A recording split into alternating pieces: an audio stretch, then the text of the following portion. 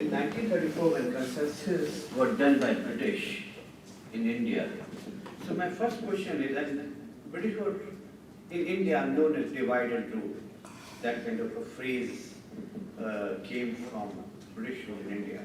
So my question is, there are people over here who are from common countries. Did British play that divide and rule in other parts of the world? That's my first question to my audience.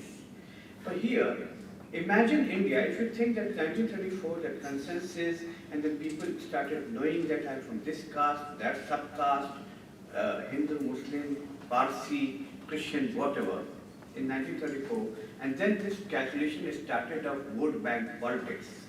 So you are blaming that 1934 consensus, right? So if that had not happened, suppose there was no consensus, and in India nobody knew how many Guptas are there or how many Coopers are there, what would have happened, and your vision? It's an interesting point. See, Sir here basically said the classification as per scriptures, right? Brahmin, Kshatriya, Banya, whatever. So your broad classification. But nobody knew how many Brahmins, how many Banyas. Precisely. Yeah, I'm coming to the numbers game. There are lots have been written about it. One interesting writer I met many years ago, he's done a lot of work in the BJP, he's a French scholar, Christophe Jaffalo.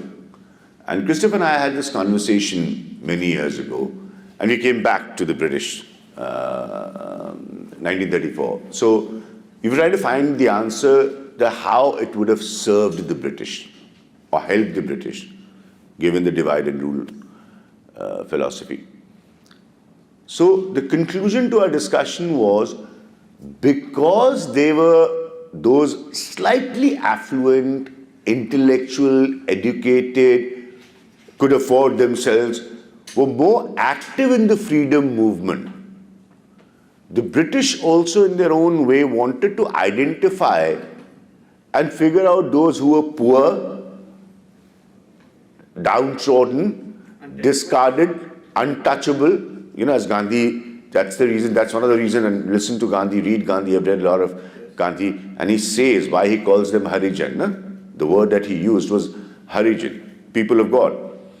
So British realized that these are the people we need to get, the people who died in different wars for the British. Their purpose was good. Yeah.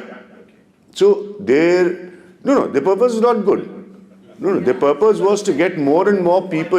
I'm not saying that. More and more, as I said, I gave you a figure, 34 crore Indians when British leave India, 80% of that is poor. Okay. So they knew that when you had barristers and those who've studied in England from big families actually leading the freedom movement, such is the story of many of the faces. It's interesting and important to get these people on our sides. There's so much research available now which tells you that how many Indians died for the British in Second World War.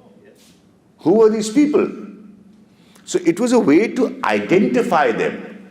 Sadly, when the government came, and obviously it starts right from the first government of India, and obviously Nehru, sadly in some way, I'm not the person to answer that today, it should have been more streamlined or changed.